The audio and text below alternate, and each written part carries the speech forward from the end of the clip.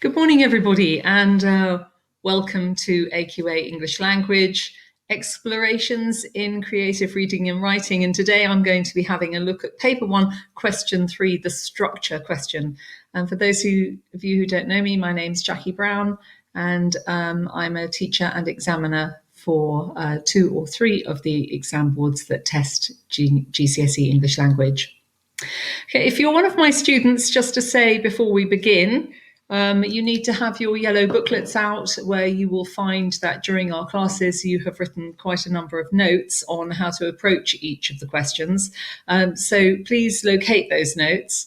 Don't be writing them again. If you're not one of my students, then you need to start actually writing some notes for yourself so that you can make your revision cards.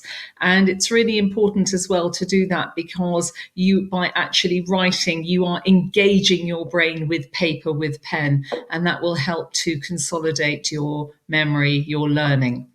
So quite an important skill to practice. Okay, so let's get going. Now, this is going to be quite a long tutorial today. So you might want to break it down into sections. You can pause at any time, you can replay, but really take your time over it. It's an important question. It's one that not many students do terribly well at in the exam. And so it's really important that we try to get our heads around what structure is. Okay, so let's have a look at the assessment objective. And these are the AOs, if you like, that you will know them by. These are the skills that the examiner want you to demonstrate in your response to questions on the exam in order to gain marks. So the assessment objective for question 3 is AO2. Explain, comment on, and analyse how writers use language and structure to achieve effects and influence readers using relevant subject terminology to support their views. So keywords. Question 2 was the same AO2, but focusing on how writers use language. This one, question 3, is how the writers use structure. Key term to learn will be analyze. So when you analyze something, you examine something in great detail. You take it apart and put it back together again. And you do that so that you can gain a better understanding of it. So in the case of question 3, it means how. How has a writer structured a text, and why has the writer chosen to organize a piece of writing together to have a specific impression on you as a reader? And that's the thing that makes you want to read on or put the book or extract down and never pick it up again.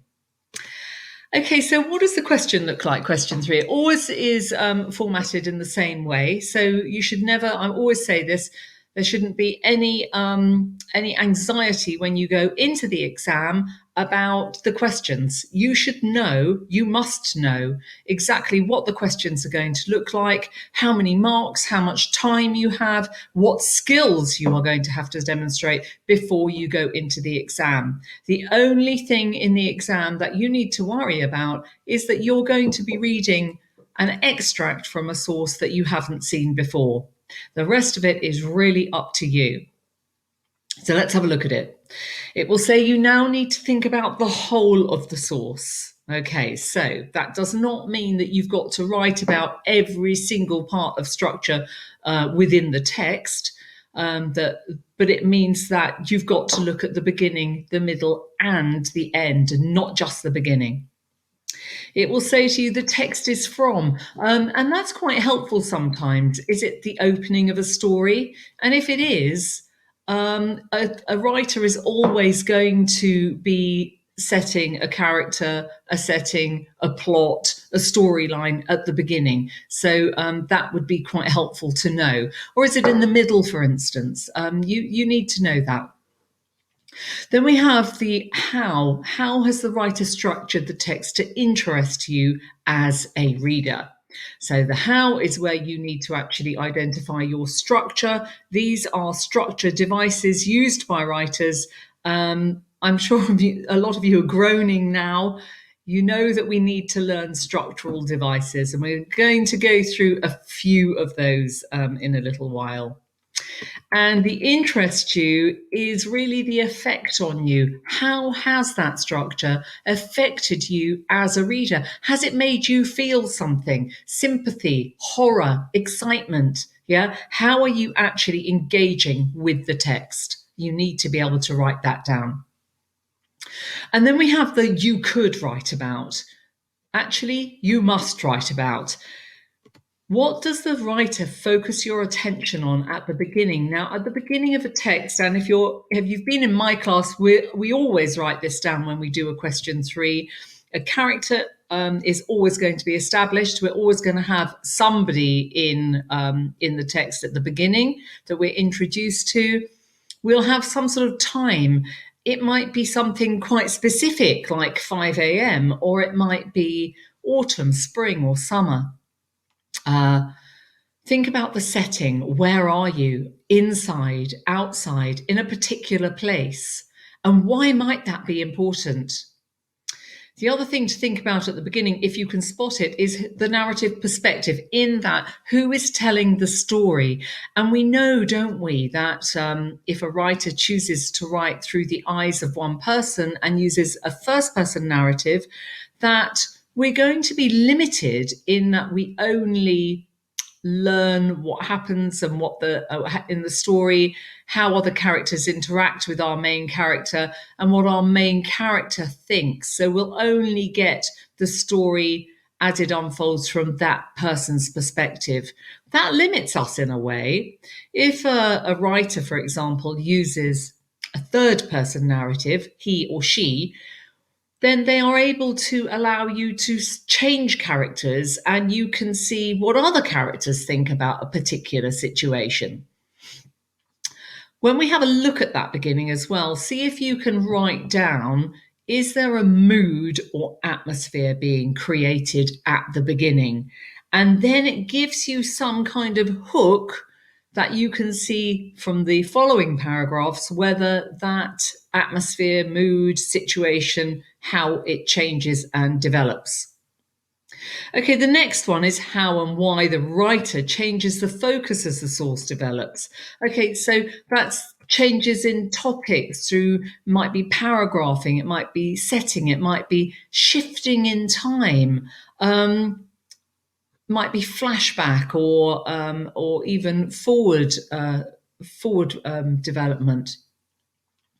But we need to think about why the writer's doing that. What do they want us to be interested in, to know?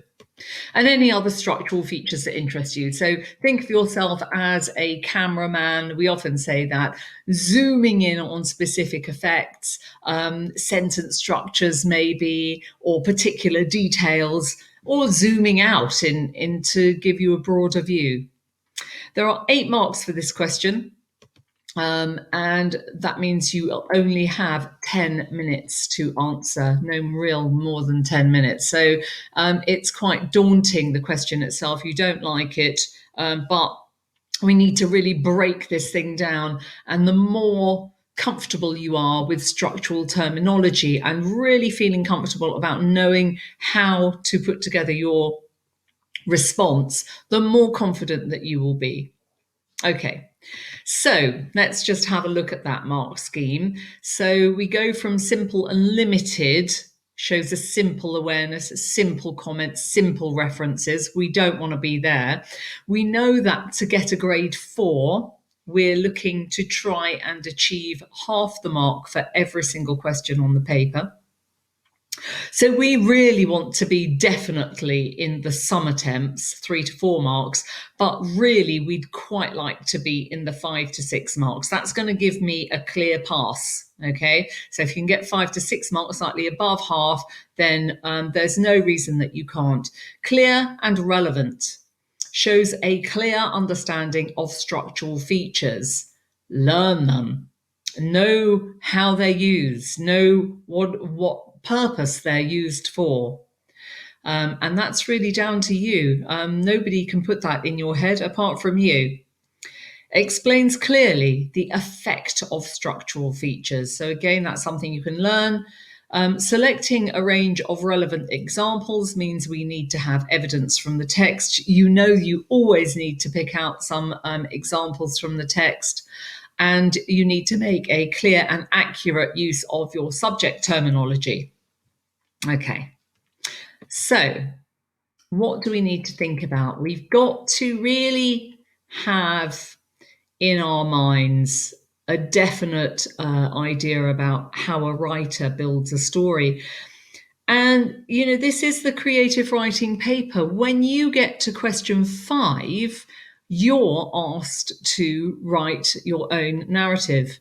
So knowing about structure is really important for you so that you know how you're going to reveal your story. You make loads of decisions and you might do it without really thinking about it. So it's about bringing it forward and making it clear in your mind. So to build a story, a writer has got to establish setting. Where is the story going to take place? When is the story going to take place? And is that time going to change? Who is your character?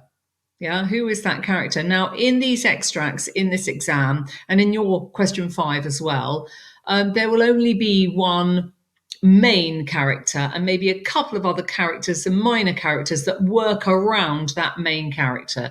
So really, we need to establish who that main character is and what is their situation right at the beginning. And a plot. Obviously, if we don't have a plot, then we haven't got anything to write about. Okay, a writer also needs to think about how they're going to reveal their story to hook the reader in. Now, if you've been in my class, we always look for what's the narrative hook. I say it over and over again. Read the beginning section. What is it in the beginning that makes you want to read on? What questions come up in your mind that you want answers to? That's your narrative hook. So what is the hook? To hook the reader in and make them want to continue reading. A reader needs to think about why the story has started in a particular way.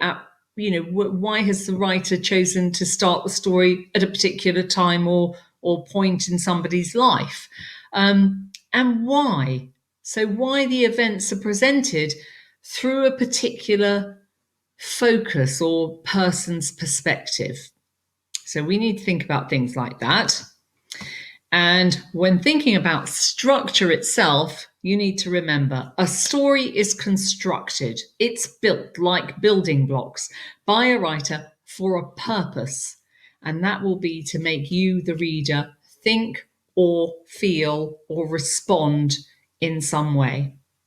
Okay? So let's have a look at some structural features. So you might have wanted to pause the video there and really think about those AOs and the question and get those in your head. You might, before we have a look at these, want to write down on a page how many structural features could you actually write down that you already know. Okay, so if you can do that now before we go through some of other structural features. So which ones do you know already? And then come back to me. Right, so the first one I'm going to look at is things that I'm trying to look at things that often appear in these extracts. So quite often you'll find a time shift or flashback. And remember, these are structural words. These are structural devices. You need to know them because you need to identify them. So make sure you know them. Revision cards, I can't say strongly enough. What do they do? So you need to know what they do. Not enough to say what they are, but what do they do? They often reveal the backstory. They help the reader to understand what's going on with the character, whether they're in some kind of difficulty or they have a dilemma, or what their current position is in more detail. And a flashback also is used by a writer to reveal what a character is thinking. So we call that the character's internal thoughts about a problem they're facing. So you need to learn that, get it on a revision card, and ask everyone and anyone to test you so that you feel really confident. Then look at extracts and see if you can see flashback and why it's being used by a writer. Okay, let's have a look at a different one. We talk about shifts in focus when we talk about structure and perspective. That's who's telling the story, whose eyes are you see is the story unfolding through. The writer might choose to zoom in like a camera lens to look at something in particular detail because they want you to notice something. Or a writer could zoom out to show a broader view, a more panoramic view. I often say to my students, think about standing at a window. So when you stand and look out of the window and you look at a broad view, you're looking at a panoramic view. You can't see, you can look into the distance, you might see people, but you might not be able to see exactly what they're wearing or what they're doing or what they look like. If I zoomed in like a camera on them, and looked at them in specific detail, it would be like using binoculars, and I would suddenly be able to see something in much more detail. The writer might change the setting also. The setting is a shift in focus. Think about whether the writer moves, if you're inside from one room to another, or whether they go from outside to inside or vice versa, what the purpose of that is, because there always will be a purpose. You don't just do it because you fancy just putting it into your story. And the writer might change narrative perspective. So it might start off with an omniscient narrator and then move into a character's telling a story through first person. Okay. Right, so we need to think about things like that. Next one, the characters. If there is more than one character introduced, does the writer use dialogue? Dialogue is structure. And if dialogue has been used, it's a very, very important part of structure because it will reveal to you the way that characters interact together. So how does your main character behave to other characters? What do they say? And how do other characters respond to them? So look very closely at dialogue. The order in which your story is told is also really important. Is it chronological in that it goes in a time sequence? What I found and why I've put this in, this cyclical, think of a bicycle, okay, a wheel.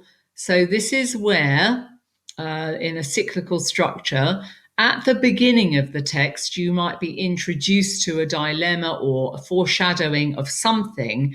And at the end of the text, you link in some way back to the beginning. So it kind of goes in a cycle. The last 4 or 5 exam extracts that I have looked at have all had a cyclical structure. So it's something to really think about. It's a very important part of the use of structure and something that you would want to mention if you can see it. Cliffhanger, where you don't know what the ending's going to be. You've got to make up the ending on your own. Really annoying. If you ever use a cliffhanger in your question 5, make sure it's worth it. Foreshadowing. Now, again, foreshadowing comes up time and time again, and this is where a hint, mostly given at the beginning of an extract, and it alerts the reader of a situation that might happen later.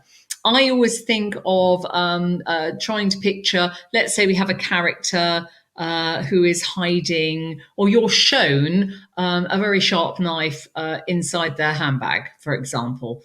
So it's a girl, she's got a sharp knife, and you think, why has the writer chosen to tell me that she's got a really sharp knife in her handbag? It might be because it's foreshadowing that later in the story, that knife might be used to protect herself, might be used on her. She might have the knife in there with intent to hurt someone with it. You just don't know.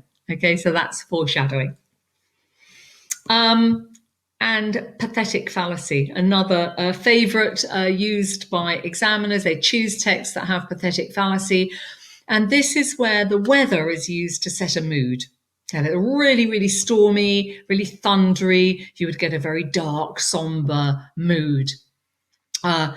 Often reflected in the way a character feels as well. So if a character is feeling worried or distraught about something, or not really very sure, in some sort of difficulty, quite often you'll get the weather mimicking the way they feel, a big storm, something like that. So look out for these things, know them, practice them, write them down, get people to test you, so that you've got some kind of structure yourself that you can talk about. Okay. The other really important one to look at is contrast. It's nearly always a feature to look out for, and we are going to have a look at contrast and how that works in the text that we're going to look at today. Okay, so let's move on to just want to mention a few common mistakes that you really must try and avoid. So one of them is not actually being able to identify any structural devices. That's because mostly you don't know them, you haven't learnt them. Not using any evidence to support your points, so forgetting to actually embed just a few words. Don't use the whole sentence or 2 or 3 lines. You're just wasting your time, but you need to pick out particular words to support your points. And then if we do have a structural device, it's that there is no explanation of any precise effect on the reader. Instead, you often see the weaker students saying vague kind of statements like, this makes me want to read on, or this is really interesting, and so I read on. You don't get any marks at all. That's simple, limited, 1 to 2 marks. Okay? So avoid it, please. You always have to say why. I want to read on because I want to find out about something. So quite often another mistake is that you go into analysing language, which was question 2 and not question 3. So you're not picking out nouns, adjectives, verbs, etc. You might be picking out particular words because they might be pivotal in the change in focus, but do not analyse them as far as language goes. You won't pick up any marks for that at all, okay? You've got to learn those structural devices. And the other mistake that people do is just summarize the story, just retell the story in less words without mentioning any kind of structure or anything else. And that's a real shame. It's not a summary question, so don't just retell the story. Okay, at this point, again, you might want to stop. You might want to do a bit of revision, learning some structure, reading some texts, thinking about how you write about structure or how you have written about structure, looking in your notebooks or your class books and seeing what kind of marks you've been given for structure in the past. Can you identify any of the mistakes that you have been making?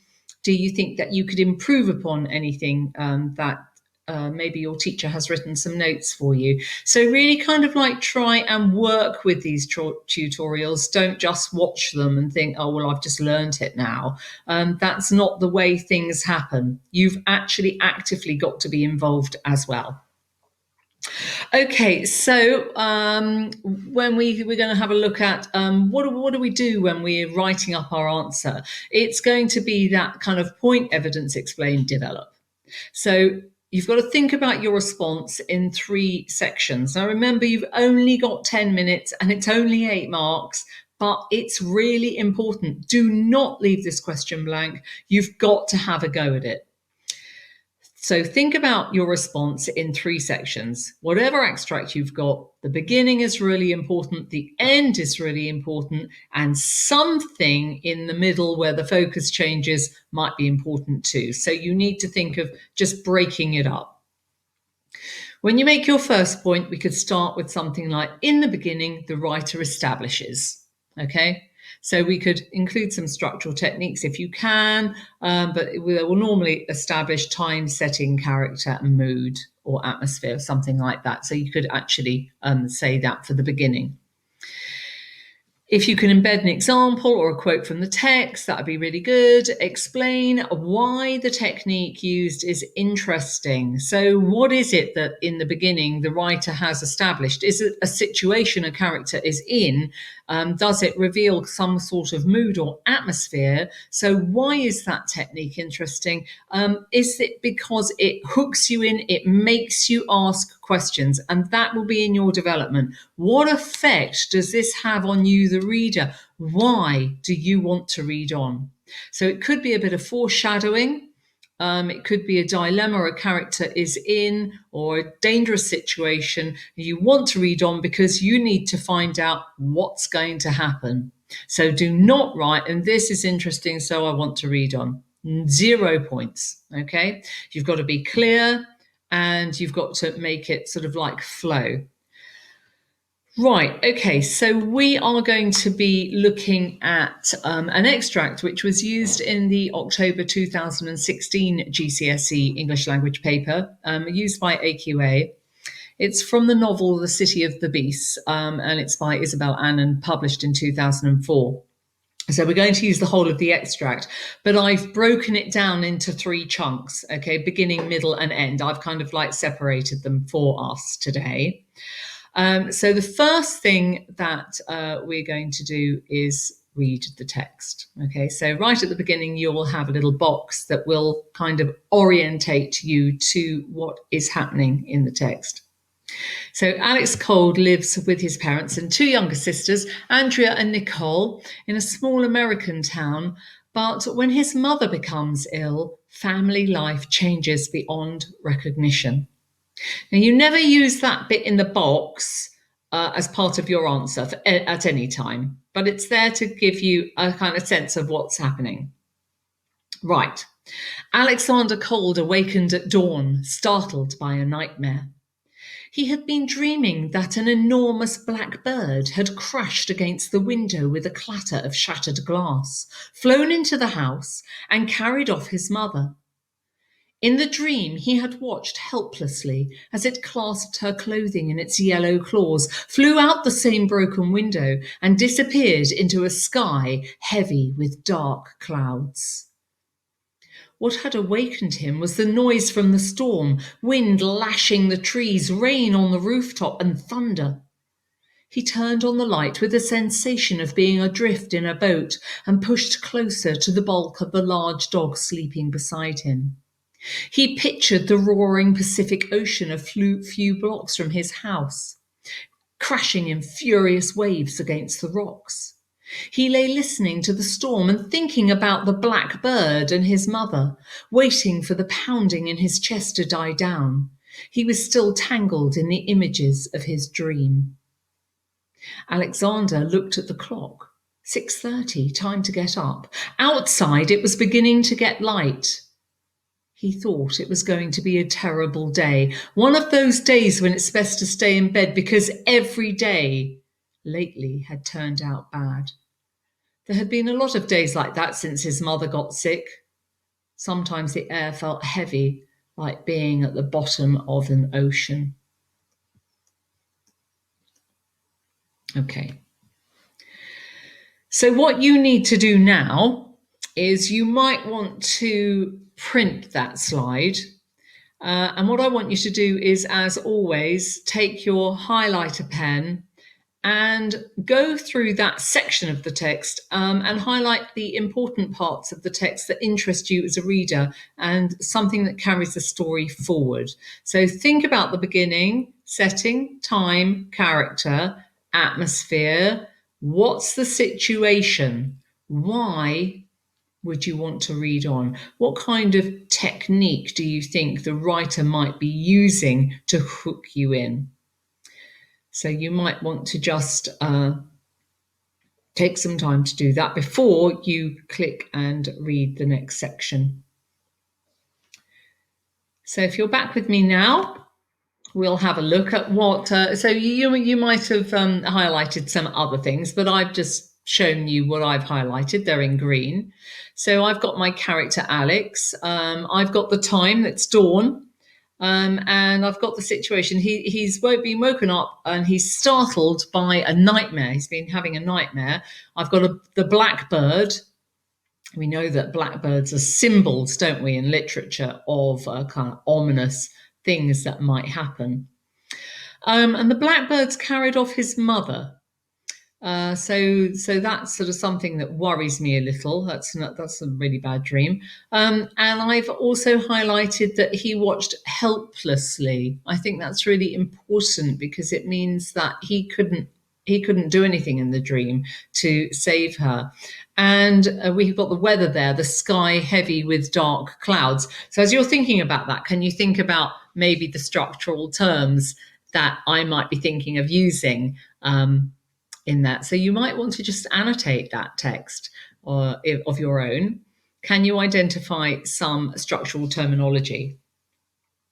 I then got that what had awakened him was the noise from the storm. So here we've got there was a storm or dark clouds in his nightmare, and then we've got that connection that actually there's a storm outside in reality as well.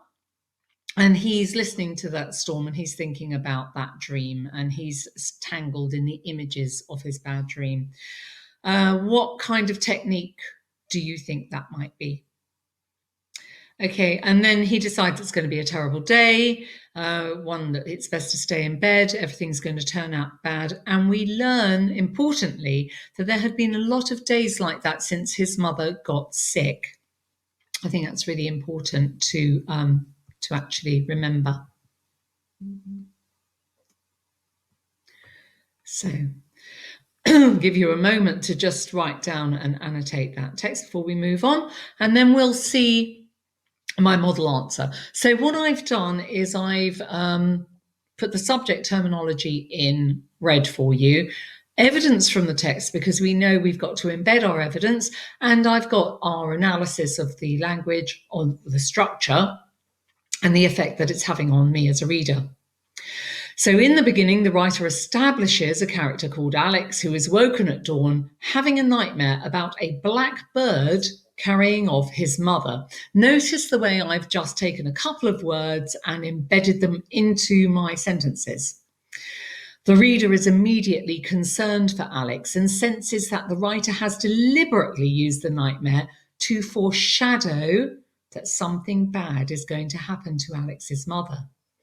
The writer develops a somber mood using pathetic fallacy as we learn that during the nightmare, Alex watches helplessly as the bird disappears into a sky heavy with clouds. The weather in the nightmare connects us with the fact that outside in the real world, it is a storm that has woken Alex up. The writer then focuses our attention on Alex. He's ready to start his day and feeling that the day will be terrible. The reader learns that there's been a lot of days like that since his mother got sick, confirming really our concern for Alex and his mother. So that would be something that I would be looking for. It's got everything in it. We actually commenting why the structure itself has been used by the writer to influence us as readers. And you'll notice some of that subject terminology. So did you pick up on any of that? Have a look at your model answer. How could you have improved it? Do you have more or less the same thing? Have you got enough of the analysis and the effect on the reader? Just have a look at what you've got. Okay, so now let's move then to the middle of the text. And again, we're going to read the middle section. So the writer here has changed the setting. So we were in Alex's bedroom when we began, and now notice, please, that we've changed. At breakfast, Alex was not in the mood to applaud his father's efforts at making pancakes. His father was not exactly a good cook. The only thing he knew how to do was pancakes, and they always turned out like rubber tire tortillas. His children didn't want to hurt his feelings, so they pretended to eat them. But any time he wasn't looking, they spit them out. "When's Mama going to get better?" Nicole asked, trying to spear a rubbery pancake with her fork. "Shut up, Nicole," Alex replied. Mama's going to die, Andrea added. Liar! She's not going to die, shrieked Nicole. You two are just kids. You don't know what you're talking about, Alex exclaimed.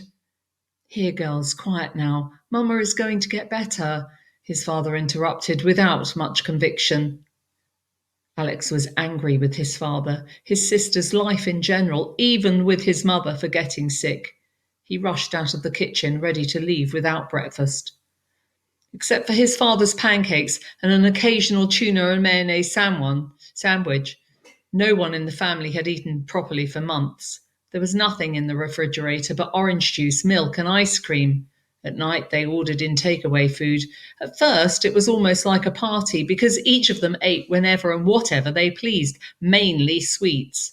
But by now, everyone missed the balanced diet of normal times.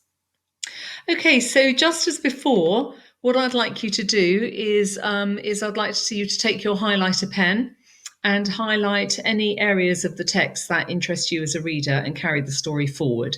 So think about those structural devices, think about the effect they're having on you as a reader, highlight your text, and then possibly annotate it for your structural devices, which you know that you're going to need to identify.